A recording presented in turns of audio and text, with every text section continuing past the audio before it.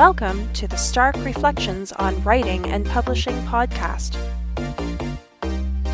There has never been a better time for writers.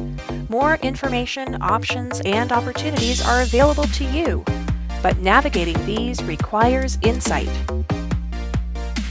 Join Mark Leslie Lefebvre as he draws upon more than a quarter century of experience as a writer, a bookseller, and a trusted book industry consultant to explore and reflect on the writing and publishing landscape to help you make informed choices on your writer journey. Hello, Reflectives, and welcome to episode 94 of the Stark Reflections podcast. This is your host, Mark Leslie Lefebvre. This is going to be a short solo show, and an extra one inserted between regular episodes. It's going to be a new type of show that I'm going to mix into the regular feed from time to time, and it's something I like to call Thanks for the Inspiration. This particular episode, I'm going to thank Laurie Blake for his role in both my life and my life in storytelling. Let me give you the backstory of why I wanted to do this kind of episode. A few episodes back, episode 90, the interview with Craig Martell, I reflected on Dungeons and Dragons and the role that played in my early storytelling.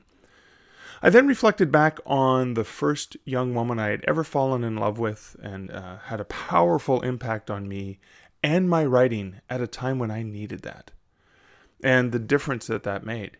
Now, Michelle, the young woman, ended up hearing that message, and I realized that I had gone all these years and probably never actually told her that positive difference she had. I'd never expressed my gratitude for the inspiration. And just last week, I ended up having lunch with a writer that a mutual friend, and one that I hadn't seen in person for decades, had been insisting I connect with. Now, Jan and I had an absolutely wonderful time talking about writing, about tourism in Ontario, which is an area we both spent a lot of time working in, and our mutual friend, Laurie Blake. As we laughed and shared our favorite stories about Laurie, I left that lunch so appreciative to get to spend the time with Jan, who is a delightful and wonderful person, and whose forthcoming novel sounds like it'll involve elements of Giles Blunt, Andrew Piper, and Gail Bowen. And driving home, I was reflecting on how, even though I hadn't seen or spent time with Laurie Blake in person for a long, long time, decades in fact, he was still having a positive impact on my life. And I realized that he likely never really knew or never knows just how much he inspired and how much he gave me over the years. And that's what this style of episode, the Thanks for the Inspiration episode, is all about. As writers, we often absorb elements from the world, the places, and the people around us. We observe, we ask questions, we speculate, we listen, we watch, we feel, and we write so much of that down, which gets reintegrated, like some sort of sausage creation, into the stories and words and worlds that we share with our readers. So this Thanks for the Inspiration episode is an attempt to acknowledge and say thanks to the people, places, and things that have helped to either feed the muse or perhaps just to feed the very soul and makeup of the writer behind that writing. It's my small attempt to putting some positive into the world to let you know, yes, you, the listener, that you have likely made a positive impact like this on someone, just for being you, just for sharing part of who and what you are with others out there. And you'll likely never know. This episode is sponsored by a group of people that I am extremely grateful for, the patrons and listeners of the Stark Reflections on Writing and Publishing podcast. Thank you, patrons, because you offer monthly financial support to let me know that you value the show and the additional content you get via patreon.com/starkreflections, and that you and all listeners of the show keep returning to listen to this podcast. I am inspired to keep going, to keep investing time into this podcast, into sharing my own writer journey, my own learnings, and the book industry and my own reflections. So thank you from the bottom of my heart for the inspiration that you give me.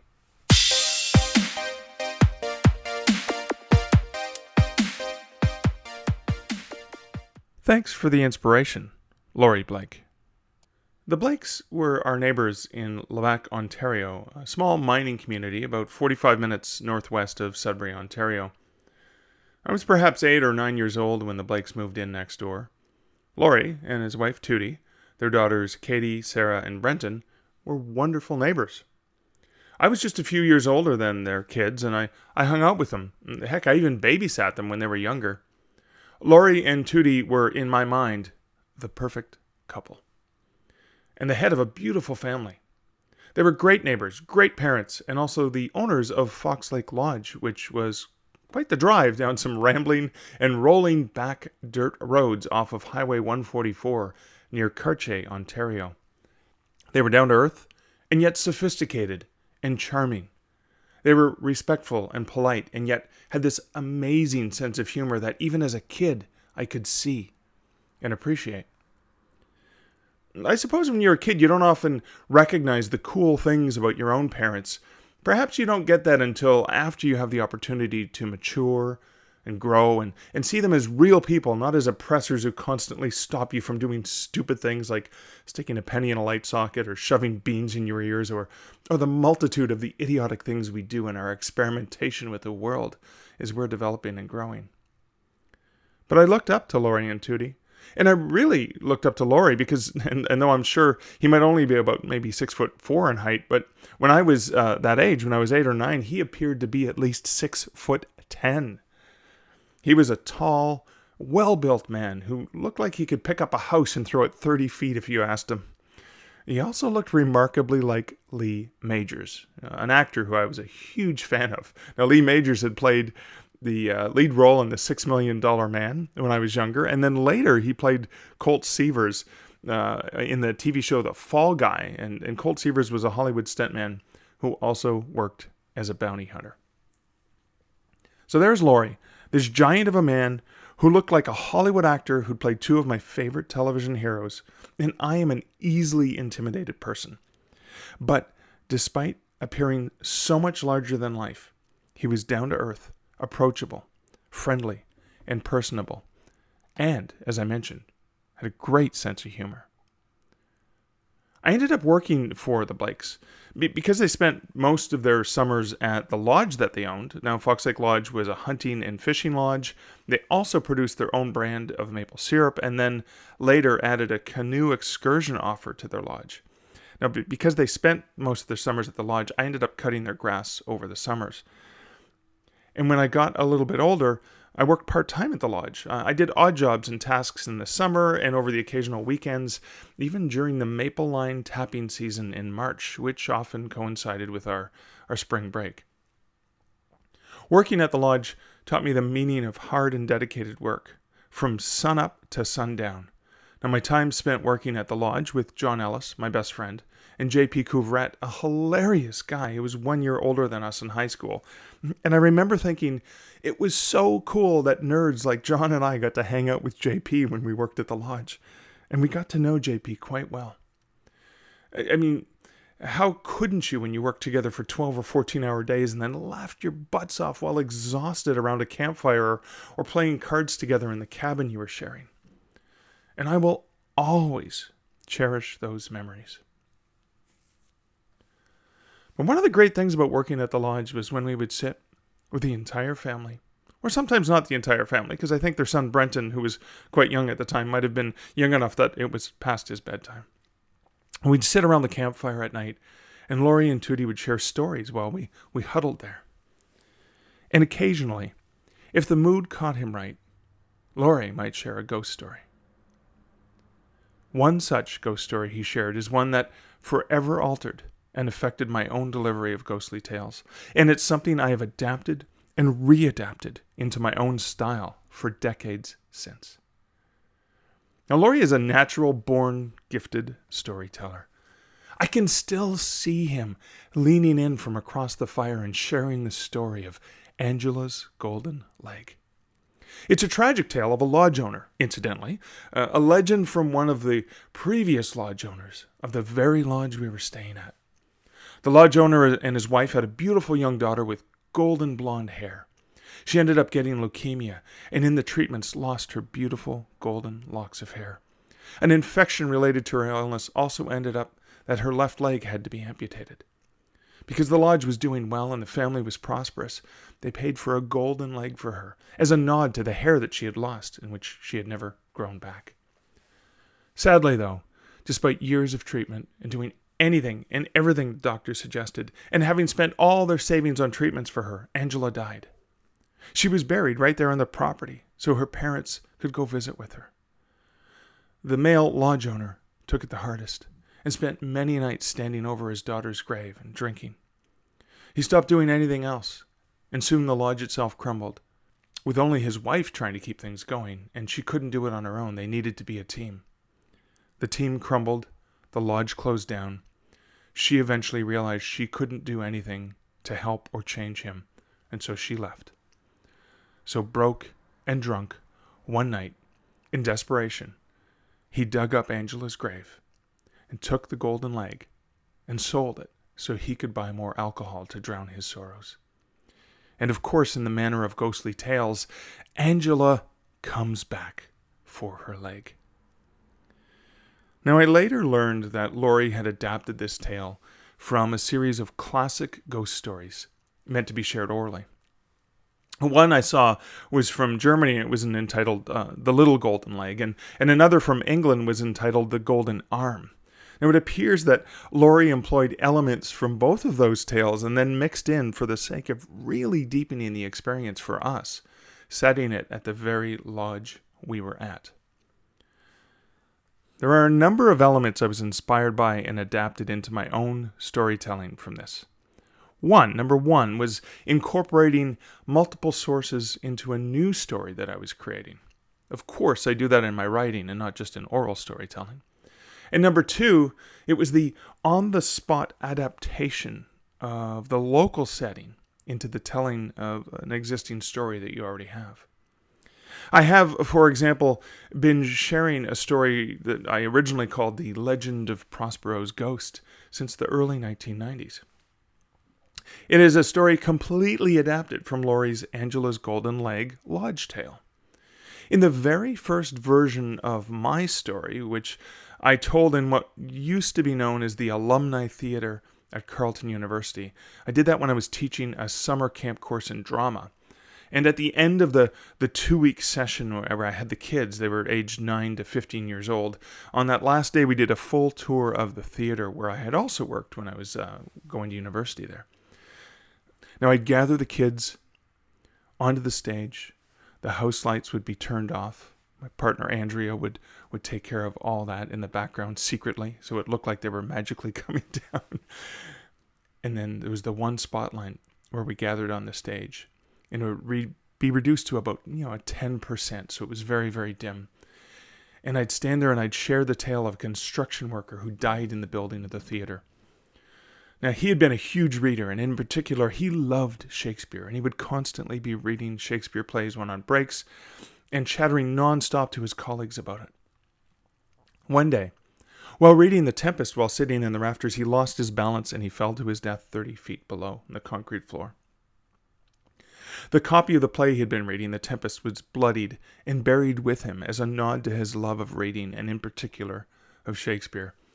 And as the legend went, the first time the man's ghost was seen was years later after the theater opened, and Sock and Buskin, the student-run theater company, was putting on a showing of The Tempest. This man could be seen in the shadowy depths of the theater, lurking around backstage or on the upper catwalk, and always holding a paperback copy of The Tempest in his hand. Now, because nobody remembered his name, they just nicknamed him Prospero's Ghost, Prospero being the protagonist in The Tempest. Now, a few years later, when I was working at the chapters in Ancaster, Ontario, which is just outside of Hamilton, Ontario, I resurrected the legend. But after a late night Halloween shift at the store, now this is back when the chapter stores were open 9 a.m. to 11 p.m. 7 days a week, so we'd still be there usually till midnight as we were cleaning up mostly the magazines that were scattered all over the store.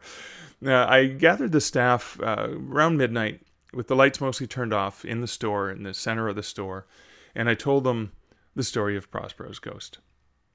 Only this time when I told the story, the construction worker was the one working on our building as it had just been built. And of course, he was a huge fan of Shakespeare's The Tempest. And then when I moved to Title's bookstore at McMaster University, also in Hamilton, Ontario, the dead construction worker became a legendary English professor and a Shakespearean scholar whose ghost was seen walking around the bookstore after dark with The Tempest in his hands. And then, a few years later, when I had acquired an espresso book machine, a print-on-demand machine for Title's bookstore at McMaster, I ended up leading the publication of an original horror anthology meant to advertise the EBM at McMaster as well as the ones that were at the University of Waterloo bookstore and the bookstore at the University of Alberta. Campus Chills, which was published in 2009, was 13 original horror tales set on college and university campuses across Canada. And it included the short story Prospero's Ghost, which was co-written by me and my friend Kimberly Foote. The tale was adapted from the oral version of my Legend of Prospero's Ghost.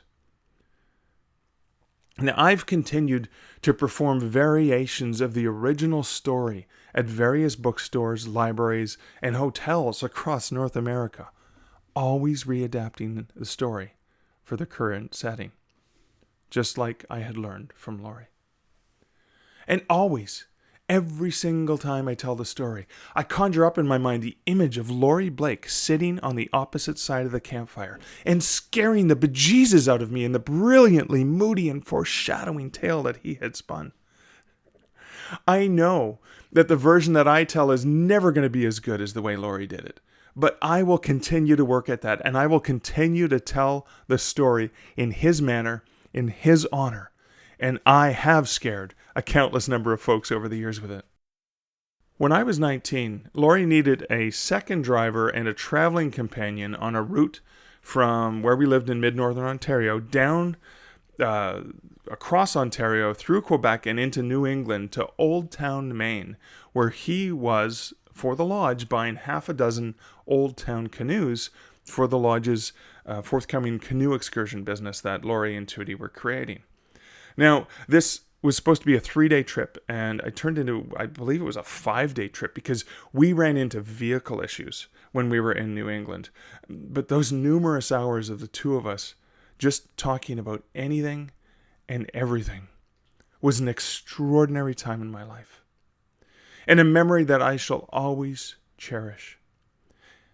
Heck, even when we were stuck on the side of the highway in the rain and in the mud and cold trying to fix one of the tires of the trailer, it was an adventure that I fondly remember. I think perhaps because though I was 19 and a child still in the eyes of my parents, Laurie treated me like an equal, like an adult. He shared stories with me of his own life adventures, his own philosophies, and I hung on to and I absorbed every word. And I stayed engaged in every moment of that trip. I even think when I speak to younger people, I try to treat them with the same respect that Laurie treated me. I'm reminded of how when I was 16 years old and I was learning to drive, or trying to learn to drive, my dad had been getting so frustrated with me. I suppose that's in the way that 16-year-old boys and their fathers grate on one another's nerves. It just seems to be a natural thing that happens. Now, Laurie was just getting home from work when he witnessed my dad about to blow a blood vessel and trying to deal with teaching me how to parallel park. Now, admittedly, this was a 1976 Chevy, a gigantic car. Now, Laurie stepped in and said to my dad, "Gene, why don't you go inside, get a beer and relax. I'll see if I can help." And then Laurie proceeded to calmly walk me through the process, maintaining his cool, even when I hit the rubber garbage cans. So my dad's truck was parked in front, and then there were 2 rubber garbage cans representing the other car I was trying to slide in front of in the parallel parking. And so I hit them quite regularly. Fortunately, it didn't do damage except to my dad's blood pressure. But after a number of mishaps, I managed to finally get the parking right, and Laurie maintained his calm throughout.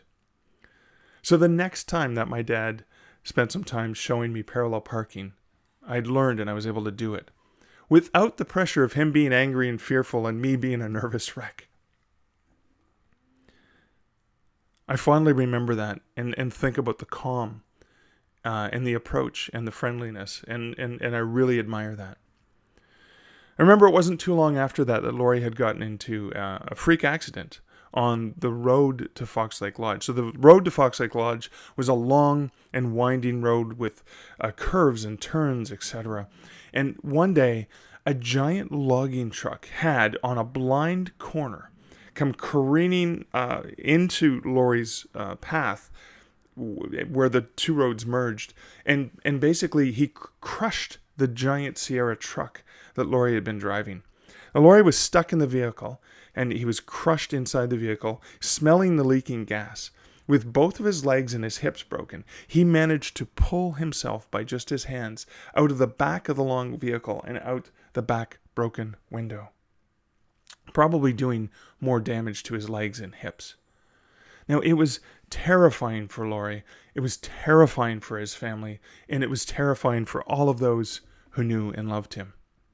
And I remember going to the hospital to visit him in Sudbury and seeing this man who, as I'd mentioned, was a strong and powerful and giant man. Like, he was 6'10" in my eyes. And he's laying in this bed and his lower body crushed.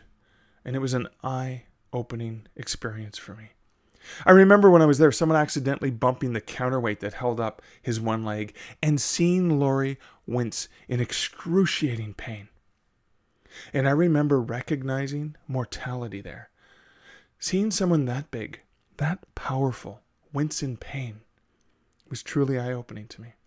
It was one of those startling moments of realizing that no matter how big, how strong, how powerful, how respected, how loving a person could be, that they were fallible.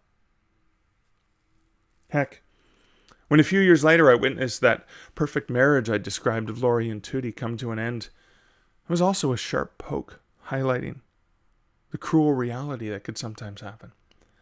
That even that sort of wonderful relationship that I admired was prone to the harshness of reality. Now, they maintained a cordial relationship when their marriage ended. And then I think about back in 2014 when my own marriage came to an end. I remember starting to beat myself up for how I could allow such a thing to happen. And then I reflected back on Laurie and Tootie and realized that it can and does happen to really amazing people. But also that life can go on. Even in the depths of my own pain and angst, of the recognition of the death of an almost 20-year relationship, I was silently counseled by Laurie's spirit and the example of maintaining a respectful friendship with your ex. Again, it was yet another way that Laurie Blake has had a positive and profound effect on me in my life. Now, recently, as Jan and I were sharing memories of our friend Laurie, I recalled how he hadn't just been a friendly neighbor and a great employer. He hadn't just taught me amazing things that I've applied in my own work life, but he had been an excellent father figure as well as a powerful mentor to me. And not just in the element of my storytelling, but in the manner by which he appeared to embrace life with an open mind and an open heart. More recently, for my 50th birthday this past May, Liz had coordinated a fun surprise for me. Now, we had a Monty Python Life of Mark, or based on the Monty Python Life of Brian movie, a themed party. So everything was about that movie and obviously my life because it was my 50th birthday party. And Liz had, the surprise was she had solicited video greetings from friends from afar who weren't able to make it to the party. Now, it was such a wonderful thing to see. Hilarious videos, touching videos, fun greetings from friends that just warmed my heart, made me laugh. And in that batch of videos, there's a video of Laurie Blake wrapped up in a cloak, standing at High Falls, which is sort of a tourist area where I grew up and near Levack, Ontario. And he's in a cloak with a fake beard, which is sort of an homage to the fake beards that the women going to stonings in the movie Life of Brian were wearing. And he's holding this stick with a sandal tied with a string to the end of it, as some of the followers of Brian did in the movie. And he's wishing me a happy birthday. And I'm just laughing, picturing people driving by on the highway and seeing Laurie dressed up like that, and that he would go to that effort for me for my 50th birthday.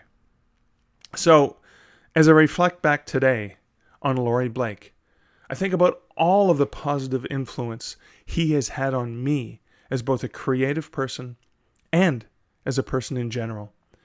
And I say, thank you. Thanks, Laurie, for the inspiration.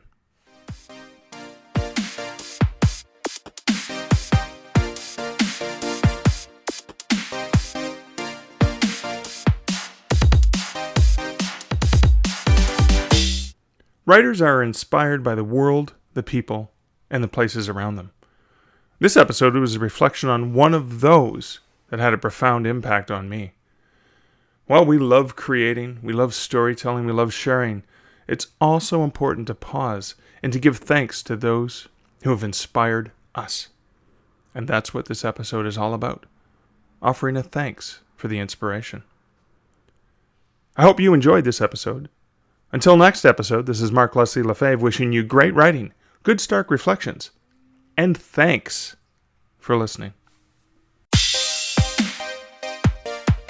Thank you for listening to the Stark Reflections podcast. You can find show notes for each episode at starkreflections.ca.